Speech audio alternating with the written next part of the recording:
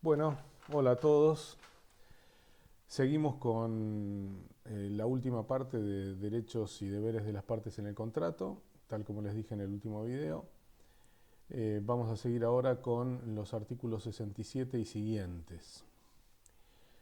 Eh, la facultad que sigue del empleador es la que ya hemos analizado en los primeros videos, que tiene que ver con una facultad que es esencial y que hace a la naturaleza propia del derecho del contrato de trabajo, que es la facultad disciplinaria. En el artículo 67 y siguientes, la ley establece cuáles son las modalidades de ejercicio y cuáles son sus límites. Es decir, obviamente, el empleador tiene facultades para establecer cuáles son las reglas de prestación a las que se tiene que sujetar el trabajador.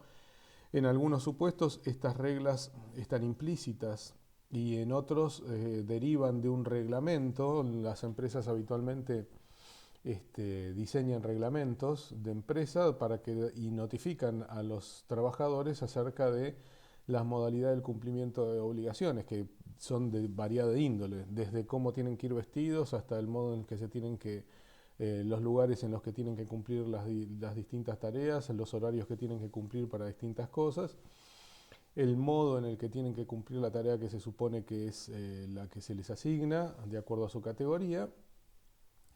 Y todo esto siempre, obviamente la realidad siempre nos sorprende porque cobra distintos formatos, ¿no es cierto? Pero la gran mayoría de los empleadores no tienen reglamentos escritos. Por lo tanto, el modo de cumplir las obligaciones por parte del trabajador se juzga de acuerdo a la naturaleza propia de la actividad, al principio de buena fe.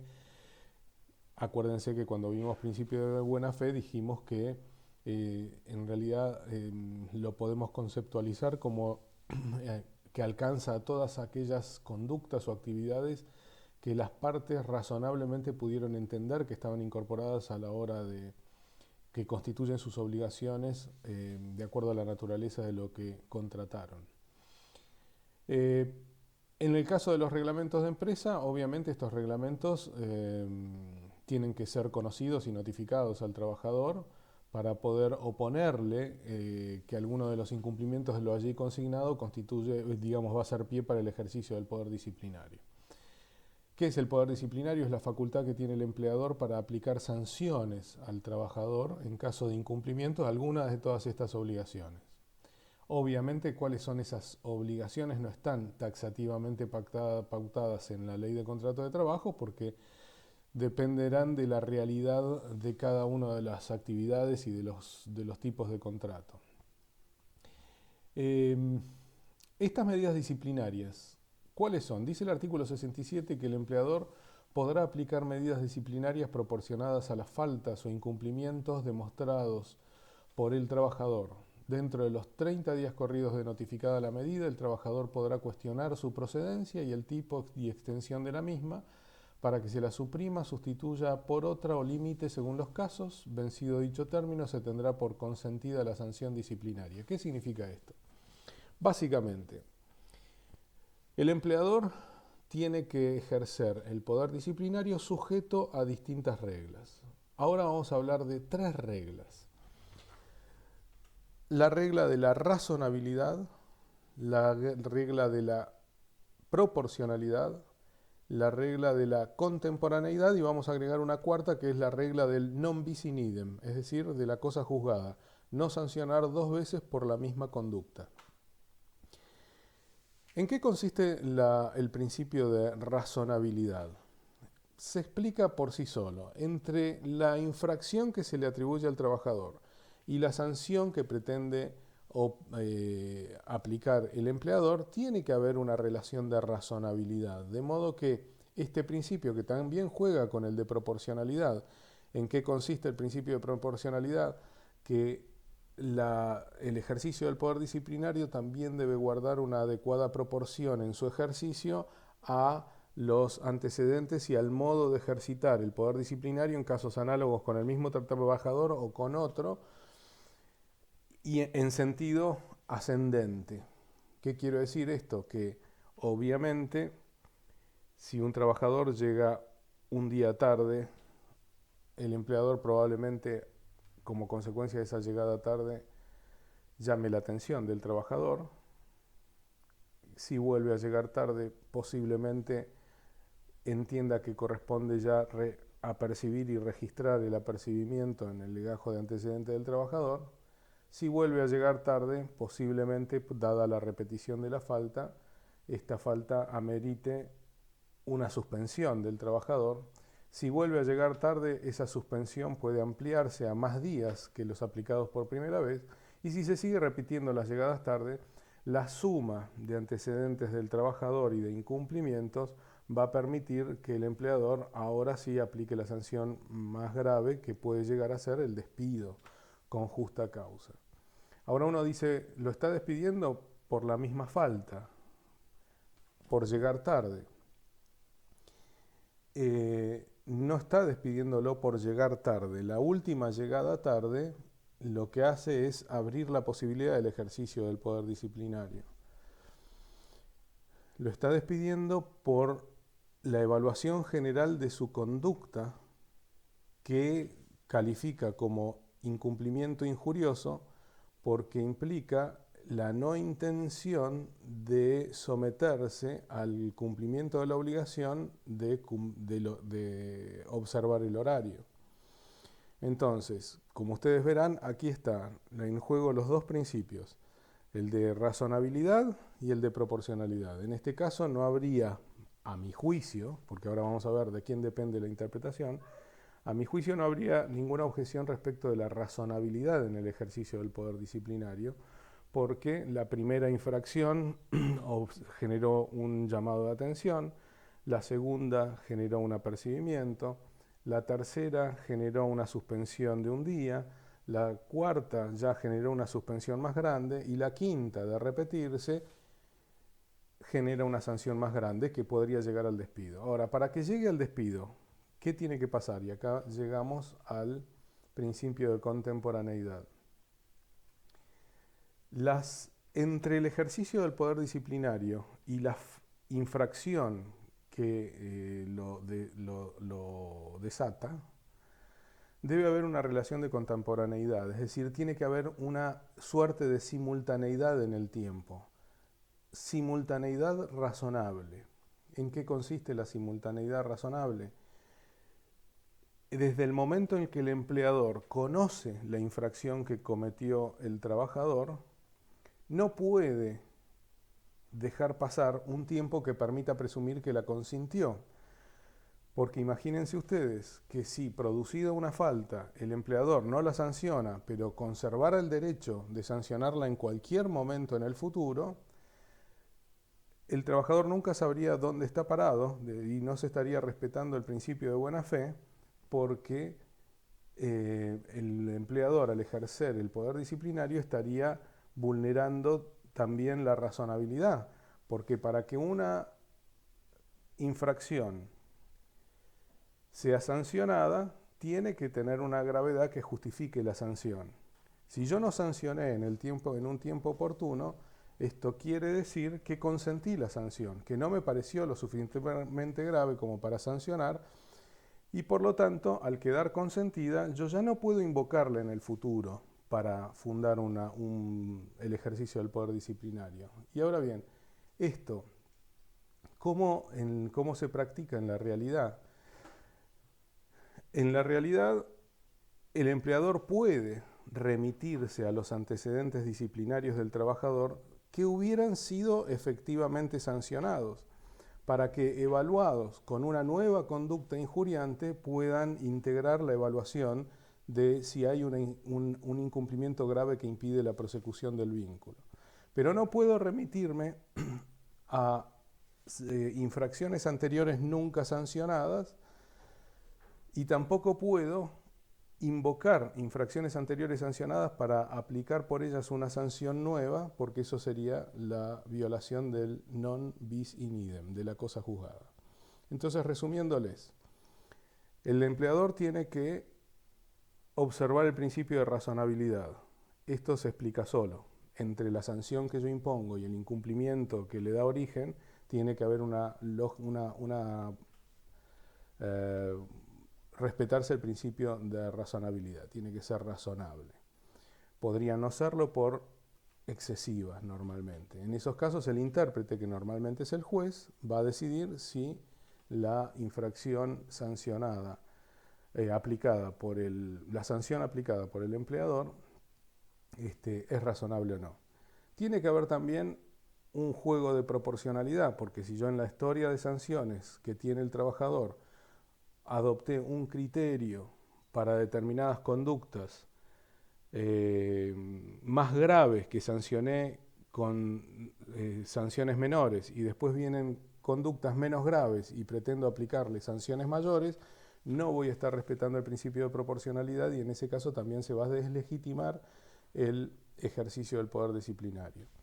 Si yo estoy pretendiendo sancionar hoy una inconducta producida en el pasado, pero con un suficiente tiempo atrás que permita presumir que la contemporaneidad no está respetada, y acá, ¿por qué lo explico en estos términos? Porque en realidad la ley no dice en cuánto tiempo queda consentida una sanción, o cuánto tiempo es el máximo que tiene que pasar entre que la sanción se conoce la infracción se conoce por el empleador y el empleador sanciona. No lo dice. Esto es completamente casuístico y está sujeto a la interpretación judicial llegado el caso de debate. Pero vamos a suponer que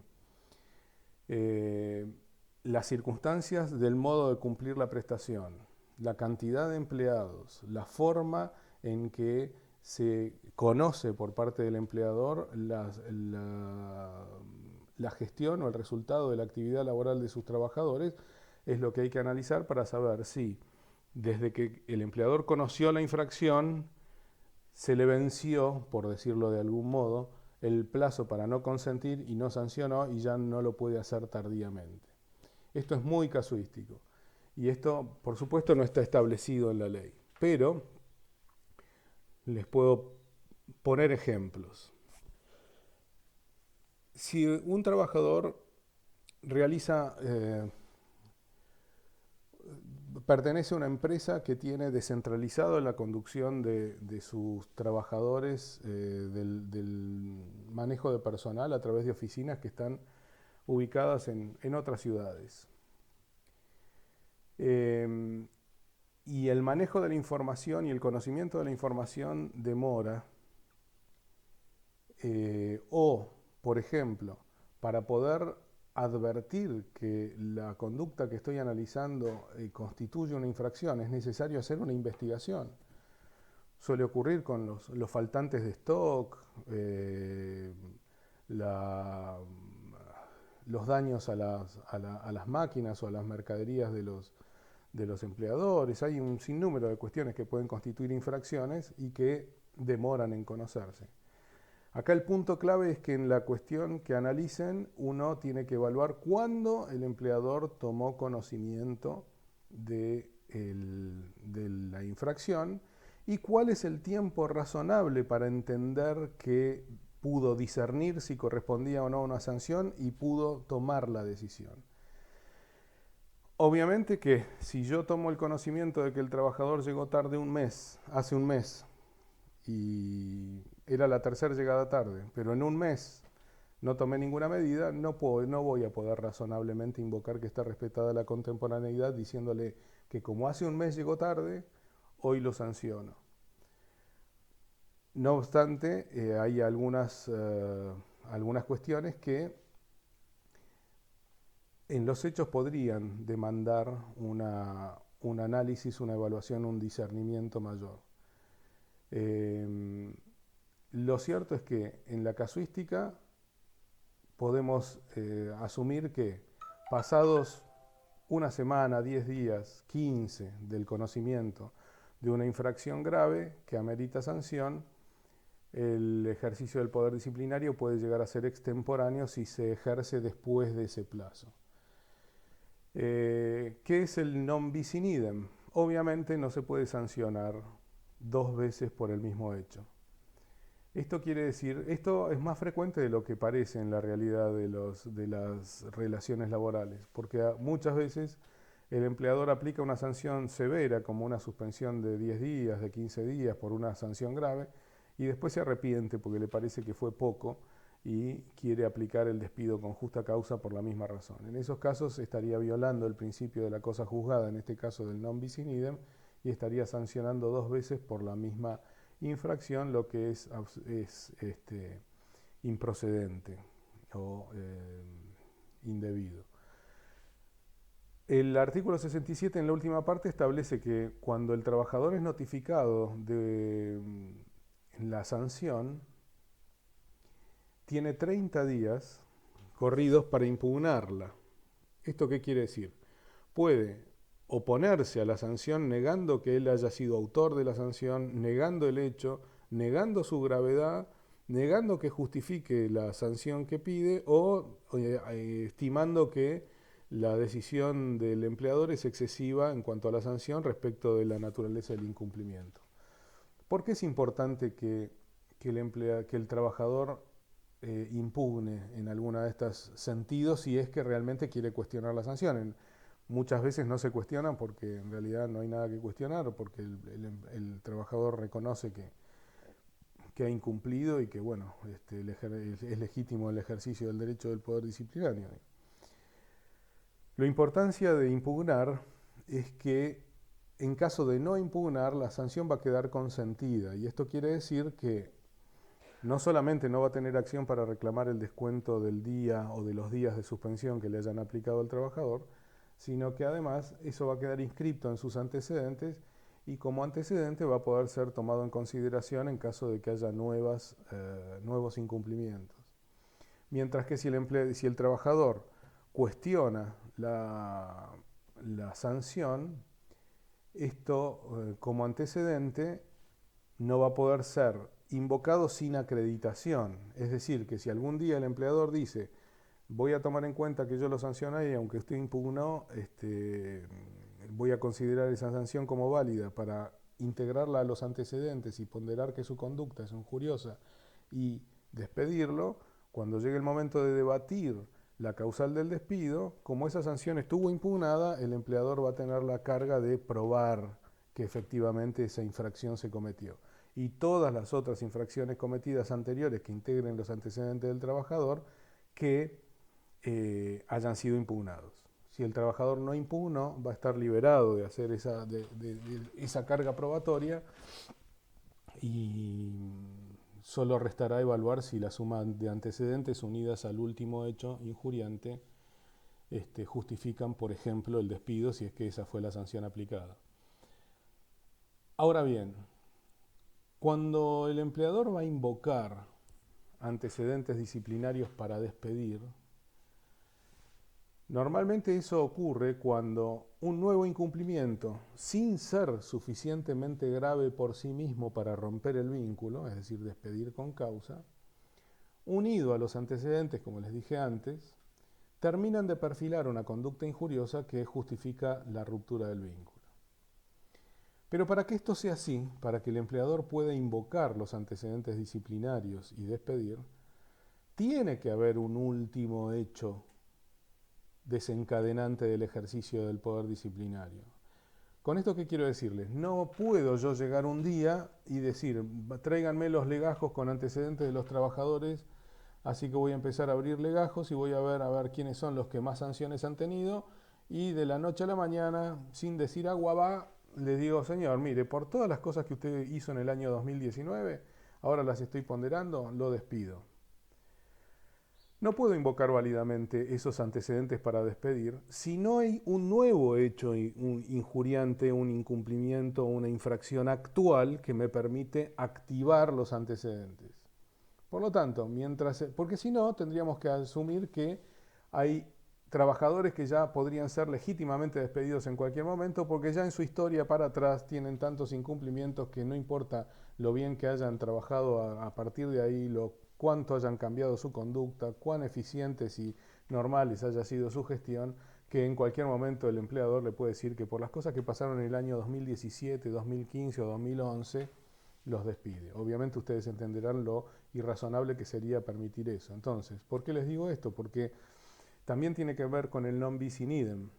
Si yo ya sancioné esas conductas pasadas, no puedo sancionarlas ahora de nuevo sin que hubiera un nuevo hecho que permitiera ponderar de nuevo todos los antecedentes. Con esto quiero decirles que si un trabajador tiene muchas sanciones, muchas suspensiones en su pasado, es muy posible que quizá una infracción simple, una simple llegada tarde, un día, ahora sí le valga la posibilidad del despido. ¿Por qué? Porque evaluada la conducta actual a la luz de los antecedentes, eso constituya un todo de una conducta injuriosa que permita generar la pérdida de confianza o la necesidad de romper el vínculo. Pero si no hay una nueva infracción, esto no puede pasar. Dice el 68 que bueno, las modalidades en las que el empleador puede ejercer eh, este poder disciplinario. Nosotros ahora recién vimos ampliamente cómo funcionan los principios de razonabilidad, proporcionalidad, contemporaneidad y non bis in idem. Y lo que dice el 69, y está bien que así sea, y es razonable, es que no se puede modificar el contrato de trabajo como sanción disciplinaria, como que tampoco se puede aplicar multas al trabajador en su remuneración como sanción disciplinaria. Esto en el ámbito del derecho privado. En el ámbito del derecho público rigen otras normativas que no nos incumbe ahora tratar, pero se los aclaro porque a muchos les sonará que alguna vez han escuchado que a alguien le cambiaron de categoría, lo dejaron sin un adicional, les disminuyeron la proporción de participación en resultados, como la gente de la FIP y demás, pero se tratan de encontrar, bueno, en el caso de la FIP no son de derecho público, pero sería muy raro, muy complicado meternos ahí a analizar. Lo que sí tiene que quedarles claro es que nosotros lo que estamos estudiando ahora es el derecho del trabajo como rama del derecho privado. Queda excluido de nuestro estudio, por el momento, el empleo público. Y estos son dos regímenes muy grandes en nuestro país, muy distintos, parecidos en un sinnúmero de elementos, pero fundados en normativa y en principios tan distintos que justifican que haya modificaciones esenciales. Por eso esto les tiene que quedar claro, porque ustedes se van a encontrar muchas veces con que, por ejemplo, mi relación con la universidad es una relación de empleo público, porque soy un docente de una universidad pública cuya regulación, cuya relación está regida por el derecho público. Los trabajadores no docentes de la universidad también no son trabajadores del derecho privado, son trabajadores del derecho público, son empleados públicos y por lo tanto su regulación, aun cuando están regidos por un convenio colectivo, en este caso se trata de una relación que va a ser entendida. Son convenios colectivos dentro del derecho público, que están fuera en este momento de nuestro estudio, pero yo simplemente quiero que ustedes sepan que existen y que lo que nosotros estamos estudiando en nuestra disciplina es nada más que el contrato de derecho privado. El artículo 70 faculta al empleador a generar controles personales del trabajador y estos obviamente tienen que ser ejercidos respetando la dignidad de la persona. ¿Por qué les digo esto? Yo puedo al ingreso o al egreso del trabajador revisar si se lleva algo, revisar las carteras, revisar los bolsos, revisar las camperas. No puedo adoptar sistemas de pesquisa o de registro que puedan afectar la dignidad de la persona, como alguna vez ha ocurrido, de llevar a las personas al baño para que se desnuden o cosas de ese tipo. Eso ha sido considerado un exceso absoluto respecto de la dignidad del trabajador y no ha sido admitido. También alguna vez ha aparecido la noticia, si mal no recuerdo, no sé si no fue en un Walmart de Córdoba, que el gerente se le ocurrió que las cajeras tenían que usar pañales para no levantarse tanto al baño. Obviamente son medidas denigrantes de la persona y que son absolutamente inadmisibles como ejercicio del poder de dirección o del poder de control. Eh,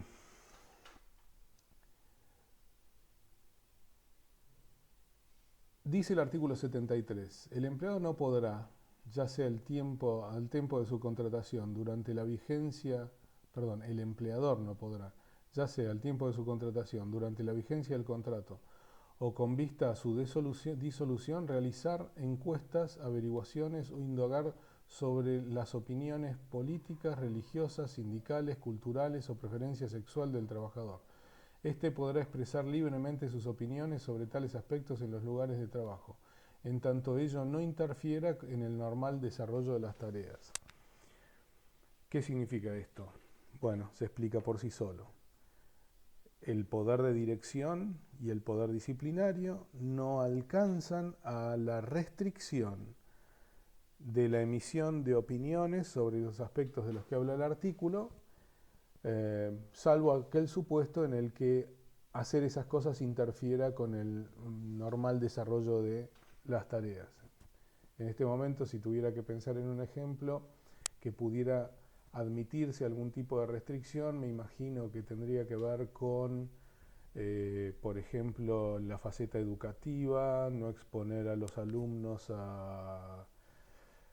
de determinadas edades o de determinados niveles a cuestiones que puedan interferir con su propia identidad, adhesión religiosa, quizá. No estoy muy seguro de que nunca lo vi, digamos en mi experiencia, nunca tuve un caso donde hubiera que analizar si esa restricción en el caso estaba siendo razonable o no, pero esto lo pongo nada más que para que lo debatamos nosotros y lo pensemos, a ver si sería o no razonable, por ejemplo, si yo estoy intentando organizar un sistema educativo que tiene una determinada inclinación religiosa o ideológica, establecer algunas restricciones en ese sentido. No lo sé. Lo podemos debatir. Por ahí en la clase de Zoom voy a buscar algún antecedente y lo debatimos. ¿Esto a qué se une?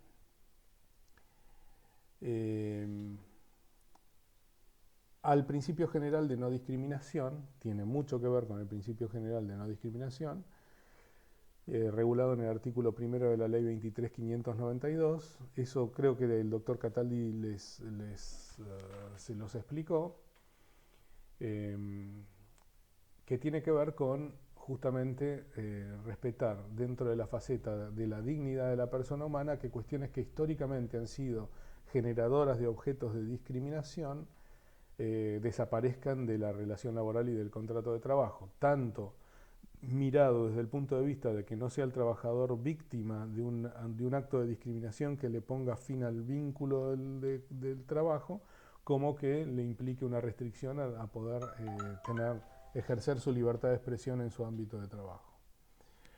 El artículo 74 dice que el empleador está obligado a satisfacer el pago de la remuneración debida al trabajador en los plazos y condiciones previstos en esta ley. Bueno, es una obligación que se deriva de un sinnúmero de otras normas de la ley de contrato de trabajo, pero que está bien que el artículo 74 lo aclare. ¿Por qué? Porque como vimos al principio, el contrato de trabajo no es gratuito, el trabajo no se presume oneroso, y en este caso no solo no se presume oneroso, sino que está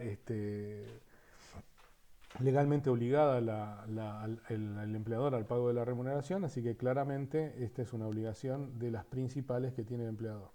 ¿Por qué digo de las principales? Porque en el fondo todo el contrato de trabajo existe por la necesidad del trabajador de generar salario. No existiría contrato de trabajo prácticamente si no existiera una necesidad de generar salario. Y por lo tanto, si todo el contrato de trabajo debe su existencia a la necesidad del trabajador de generar salario, obviamente el pago del salario es una obligación principal del empleador. El artículo 75 habla del deber de seguridad que en su momento vamos a ver con amplitud cuando analicemos la ley de riesgos de trabajo y las implicancias que tiene el deber de seguridad en ese sentido. Ahora les voy a decir simplemente para que tengan en cuenta que este deber de seguridad, según lo dice el artículo, dice lo siguiente: el empleador debe observar las pautas y limitaciones a la duración del trabajo establecidas en la ley y demás normas reglamentarias y adoptar las medidas que según el tipo de trabajo, la experiencia y la técnica sean necesarias para tutelar la integridad psicofísica y la dignidad de los trabajadores, debiendo evitar los efectos perniciosos de las tareas penosas, riesgosas o determinantes de vejez o agotamiento prematuro, así como también los derivados de ambientes insalubres o ruidosos. Está obligado a observar las disposiciones legales y reglamentarias. Bueno, acá le establece cuáles son las obligaciones que tiene que observar. Claramente, el trabajo, si nosotros miráramos en un abanico abierto así todos los tipos de actividades que existen, tenemos actividades normales que no conllevan otro desgaste más que el propio y natural del vivir, del trabajar y de realizar tareas habituales, que es una parte bastante importante del abanico. Pero del otro extremo tenemos actividades que pueden llegar a ser altamente riesgosas, altamente insalubres o altamente desgastantes de las funciones fisiológicas. En ese sentido, el artículo 75 deja muy claro que la responsabilidad que pesa sobre el empleador, la responsabilidad de resguardar en su esquema organizativo primordialmente la salud del trabajador, su integridad psicofísica y mucho más allá en aquellas actividades consideradas riesgosas o peligrosas, para las cuales debe además observar estrictamente el cumplimiento de las obligaciones de higiene y seguridad, pudiendo, obviamente, debiendo responder en caso de que estas obligaciones se incumplan o aún cumplidas se produzca el daño que la norma busca evitar, que es el deterioro psicofísico del trabajador. ¿Con esto qué quiero decir? Al empleador no le alcanzaría con acreditar que todo lo que dicen las leyes de higiene y seguridad y todo lo que manda razonablemente como medidas de seguridad y como medidas de protección de la salud, la actividad que lleva adelante, las cumplió.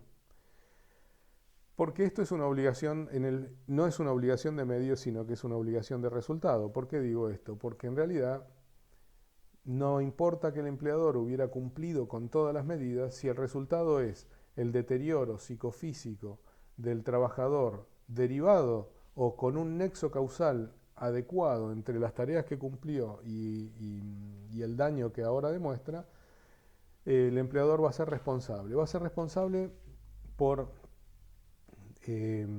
dos vías distintas. Por eso les decía que esto lo vamos a ver claramente cómo se regula esta responsabilidad cuando veamos ley de riesgos de trabajo. El empleador va a ser responsable o por la vía de la acción especial de riesgos de trabajo 24557 con sus reformas de la 26773 y de la 27348, o va a ser responsable por la responsabilidad civil que le compete fundado en el riesgo o vicio de las cosas o de la actividad. Hoy en el nuevo Código Civil y Comercial está también receptada esa responsabilidad, cuando el trabajador pueda acreditar todos los elementos generadores de la responsabilidad civil. Es decir, que el trabajador va a tener dos vías: la vía prevista en la ley especial y la vía del derecho común. Cuando llegue el momento las vamos a ver en detalle. Hoy tienen que saber que este deber de seguridad tiene su correlato en las vías reparatorias de la ley de riesgos y del derecho común, y que el cumplimiento estricto de todas las obligaciones de higiene y seguridad no eximen de responsabilidad del empleador si como consecuencia del cumplimiento de la actividad el daño se produjo y tiene un adecuado nexo causal con las tareas. después vamos a ampliar. En la clase del viernes quizá podemos ampliar un poco más los conceptos. El artículo 76 establece que al trabajador tiene derecho a que se le reintegren los gastos y a que se le resarzan los daños derivados que pudo haber sufrido por cumplir con la tarea laboral. ¿Qué significa reintegro de gastos? Bueno, se explica por sí mismo. Si el trabajador, para poder cumplir con la tarea, tiene que realizar gastos, obviamente estos gastos tienen que estar autorizados por el empleador, tiene derecho a que se los reintegren. Y al reintegrárselos, si se los reintegran contra comprobantes, no va a tener ningún inconveniente, pero esto lo vamos a ver en remuneración, de ser considerados no remunerativos, pero no los quiero complicar porque todavía no vimos remuneración y ya lo vamos a ver. Y los daños también. ¿En qué consisten los daños? Bueno, obviamente todo lo que el trabajador sufra como perjuicio en sus bienes como consecuencia del contrato de trabajo debe ser reparado. Le hace la ropa, sus cosas. La mayoría de la casuística suele referirse, por ejemplo, a la bicicleta o la moto que el trabajador estacionó en el estacionamiento del empleador y que se roban. En esos casos hay que evaluar si el estacionamiento está dentro del predio del empleador y él tiene el deber de guarda, o si fue dejada en el ámbito de la vía pública. Entonces nos vamos a encontrar fallos que dicen una cosa y fallos que dicen otra. Pero normalmente lo que tiene que quedarles claro es que existe la responsabilidad de responder por los daños a los bienes del trabajador cuando esto está dentro del tiempo de la prestación y del ámbito de la prestación. Me interesa, bueno, el 77 se explica solo, el 78 deber de ocupación. El 78 regula el clásico deber de ocupación efectiva. ¿Por qué digo clásico? Porque fue bastante oportuno que la ley de contrato de trabajo regulara este aspecto, porque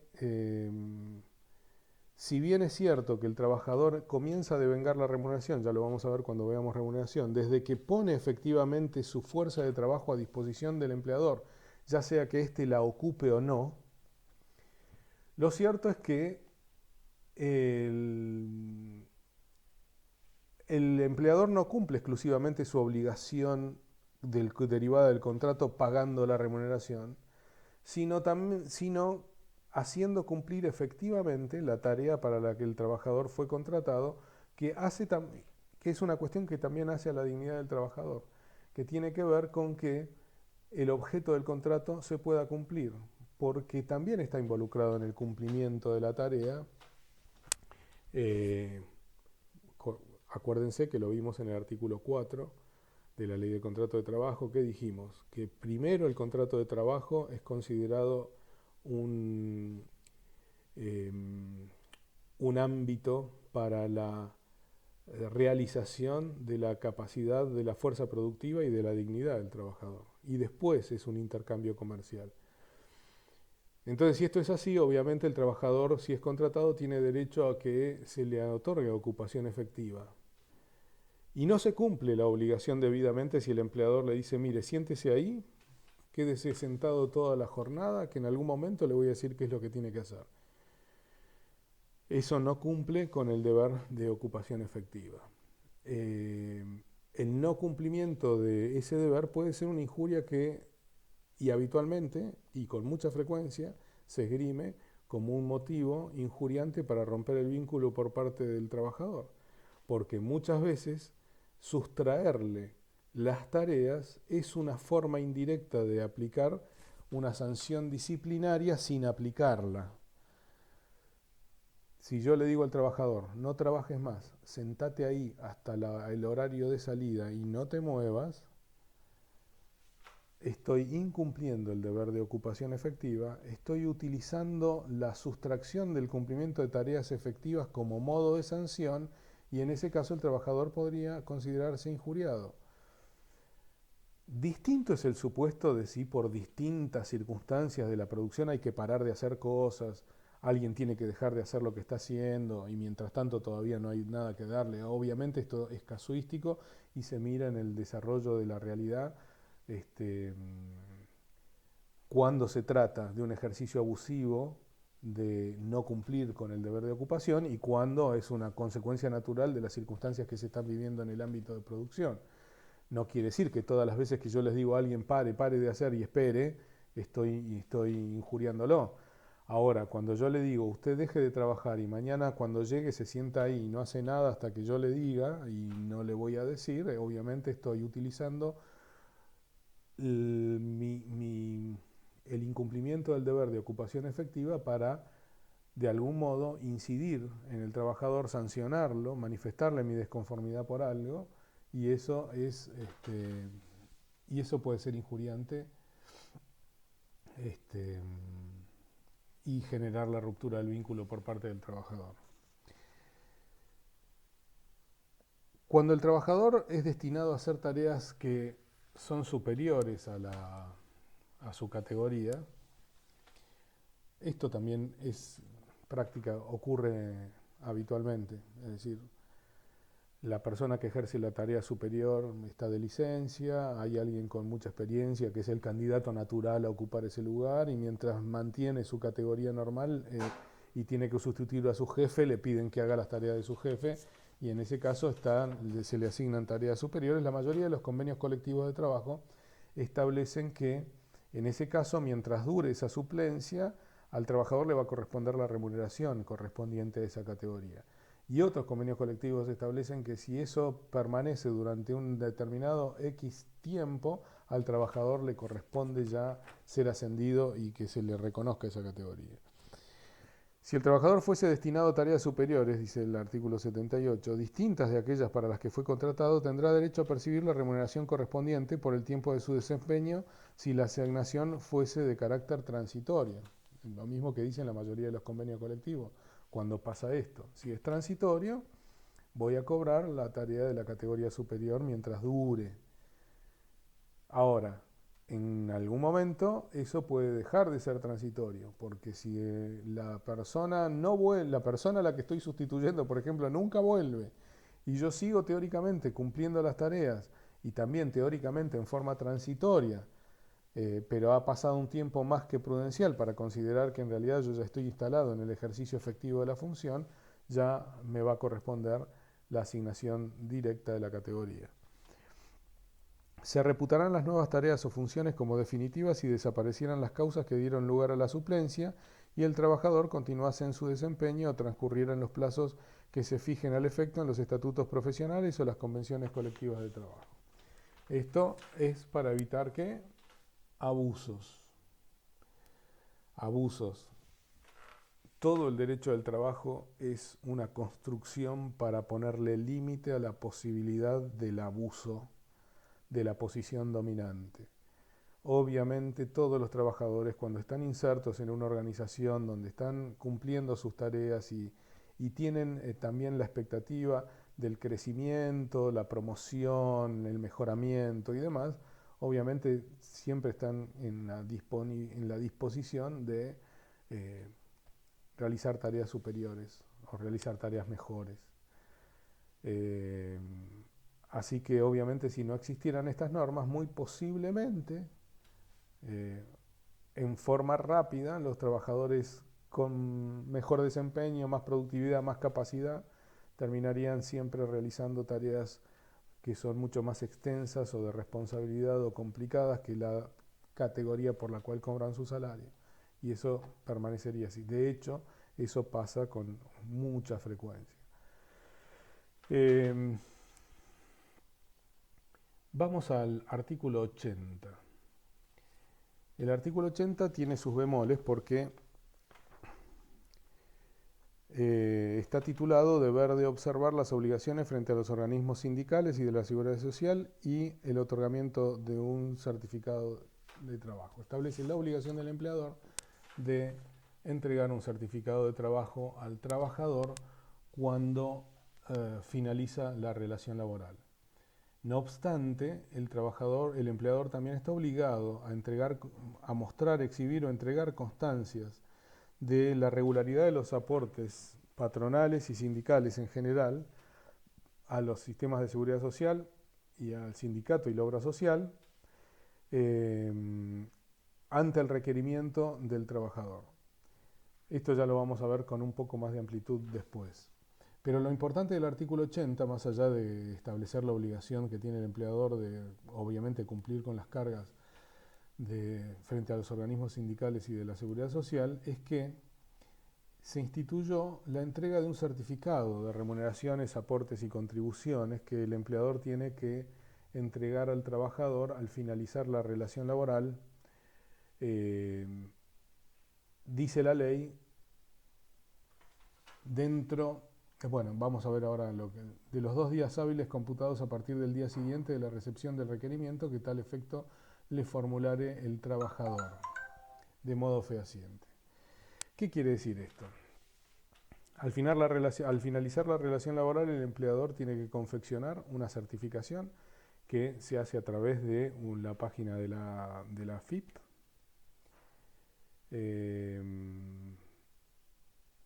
Y del ANSES, perdón, en el que constan las remuneraciones percibidas y los aportes realizados. Por eso se llama certificación de remuneraciones, aportes y contribuciones.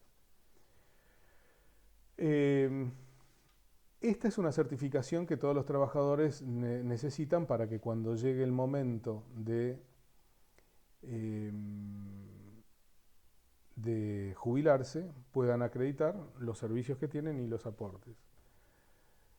Aparte de esta certificación, el empleador tiene que entregar lo que se llama un certificado de trabajo. ¿Qué es un certificado de trabajo? Es un certificado común que emite la empresa en la que deja constancia de que la persona del trabajador, con nombre, apellido y DNI, prestó tareas desde qué momento hasta qué momento y en qué categorías. Lo que el certificado no puede decir es ni cuál fue el motivo de la desvinculación del trabajador, ni qué concepto le mereció el trabajador al empleador. Esto es para evitar justamente el abuso de que a través de la emisión del certificado se afecte subjetivamente, injustificadamente, las chances que tiene el trabajador de obtener otro empleo por las intenciones subjetivas que el empleador pudiera llegar a tener cuando se extingue el vínculo.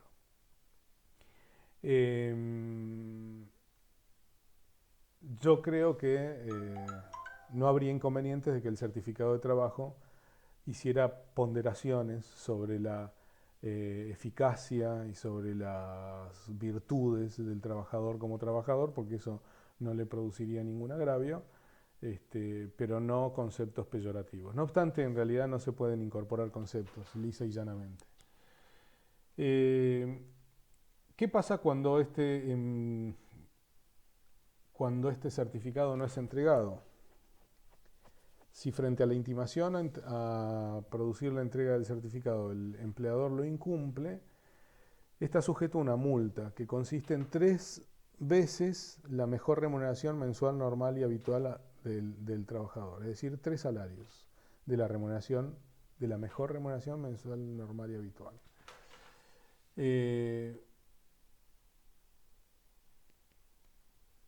El artículo 45 de la ley 23.25.345 reglamentó esta obligación, mejor dicho, incorporó esta sanción a la ley de contrato de trabajo y el decreto 146 del 2001 lo reglamentó estableciendo que en realidad el trabajador recién estaría habilitado para realizar la intimación a la entrega de certificados una vez transcurridos 30 días de la extinción del vínculo. Si bien hubo algunos planteos al comienzo de este decreto de inconstitucionalidad, porque estaría excediéndose en la reglamentación el mecanismo de funcionamiento de la intimación, los tribunales del trabajo casi en forma pacífica han admitido que efectivamente para que proceda la multa del artículo 80 por la no entrega de los certificados, tiene que darse el recaudo dispuesto por el decreto 146 del 2001 y el trabajador tiene que haber realizado una intimación a la entrega de los certificados vencidos los 30 días de la extinción del vínculo. ¿Por qué finalmente la jurisprudencia lo admitió esto en forma casi pacífica?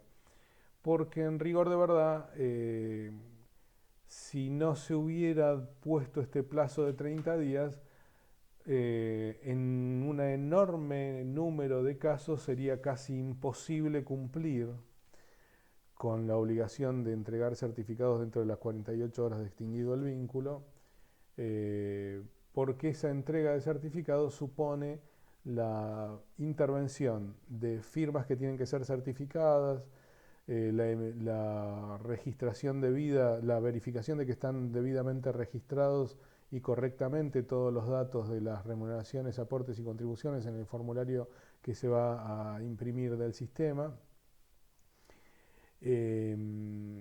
Y por lo tanto, obviamente, en algunos supuestos quizás se pueda lograr tenerlo en 48 horas. En una enorme cantidad de supuestos, el empleador necesita más tiempo para poder emitirlos y ese mayor tiempo para emitirlos no afecta ninguna razonabilidad porque no son normalmente certificados que requieran una utilización urgente. Es más, en un sinnúmero enorme de casos donde se reclama el pago de las multas por la no entrega del certificado, se reclama solo la multa y no se reclama la entrega del certificado. Y el certificado nunca se entregó. Es porque evidentemente no hay tanta urgencia y porque además como hoy el sistema de ANSES está íntegramente informatizado, normalmente el trabajador puede verificar periódicamente que sus aportes están debidamente realizados y esos aportes que están hechos están validados frente al organismo, así que la utilidad de la certificación en muchos casos pasa a ser relativa, muy relativa. Por eso se entendió que la reglamentación del decreto 146 del 2001 es razonable y por lo tanto se la validó. Hoy los tribunales, la mayoría de los tribunales no admiten las multas si el trabajador no cumplió con la intimación de la entrega de certificados después de los 30 días de extinguida la relación laboral.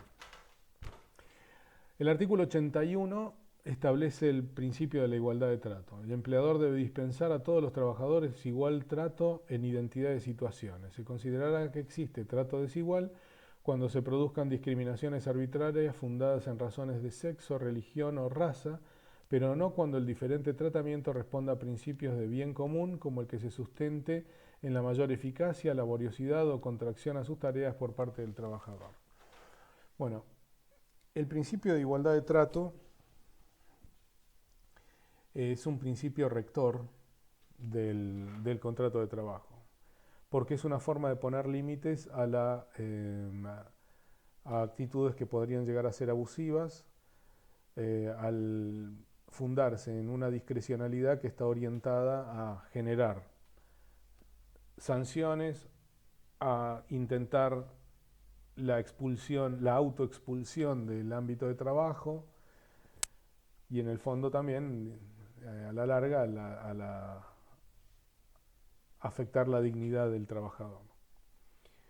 La igualdad de trato suele ser el principio que está destruido cuando estamos frente a circunstancias de lo que se denomina hoy modernamente mobbing laboral. De acuerdo ahora vamos a ir sobre el mobbing, pero de acuerdo al artículo 81, el empleador está obligado a un trato igual en igualdad de circunstancias. Esto quiere decir, la última parte del artículo habilita al empleador a generar un trato desigual siempre que esté fundado en eficacia, laboriosidad o contracción a sus tareas por parte del trabajador. ¿Esto qué quiere decir? Puedo premiar la eficacia, puedo premiar la mayor laboriosidad, puedo premiar la productividad, pero estas diferenciaciones necesitan estar fundadas en hechos objetivos y no en la mera subjetividad. Porque si utilizamos el concepto, la mera subjetividad para generar estas diferenciaciones, no podríamos dar explicación a la desigualdad de trato. La mera subjetividad no alcanza para justificar la desigualdad de trato. Por eso nos preguntamos, entonces, cuando un trabajador que hace lo mismo que otro va a percibir más remuneración, y esa mayor remuneración no está fundada en un elemento objetivo de que me permita a mí hacer este distingo valorativo en eficacia, laboriosidad o contracción a las tareas del trabajador, le hace productividad. ¿Podría el trabajador afectado por la desigualdad reclamar que le den igualdad de trato? Sí podrían, evidentemente. Cada vez que estemos frente a una desigualdad que en condiciones de igualdad no se justifique en algún elemento objetivo, vamos a abrir la puerta a la posibilidad de que el trabajador que se sienta afectado reclame por recibir el trato igual. Ahora, ¿por qué les digo que este es el principio que normalmente destruye el mobbing? ¿Qué es el mobbing? Mobbing se escribe con M-O, 2B largas, I-N-G.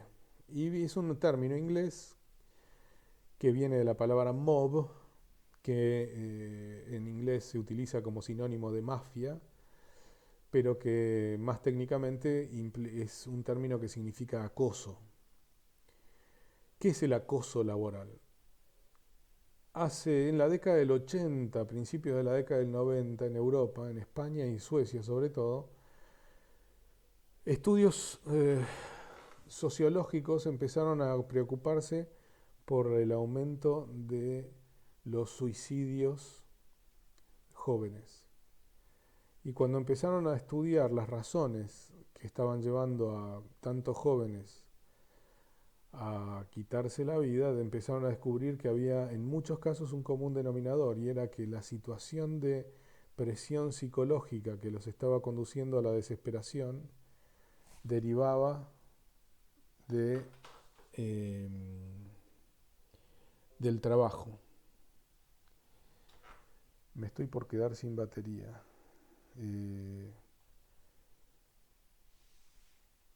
Vamos a hacer, bueno, les cierro este video con este concepto. El mobbing es la actitud de acoso sistemático de superiores o de compañeros de trabajo hacia una persona de modo de producir una alteración tan sustancial de su autopercepción y de su autoestima en relación a su eficacia y a su valor como trabajador, que lo conduzca a la expulsión del medio de trabajo por su propia decisión. La vía utilizada es afectarlo psicológicamente de tal modo que quiera autoexpulsarse. Vamos a ver después en un video aparte, vamos a grabar algunos supuestos de mobbing y fundamentalmente algunos antecedentes jurisprudenciales para que vean cuál es el marco del mobbing. Pero lo que les tiene que quedar claro cerrando este tema, ustedes van a ver también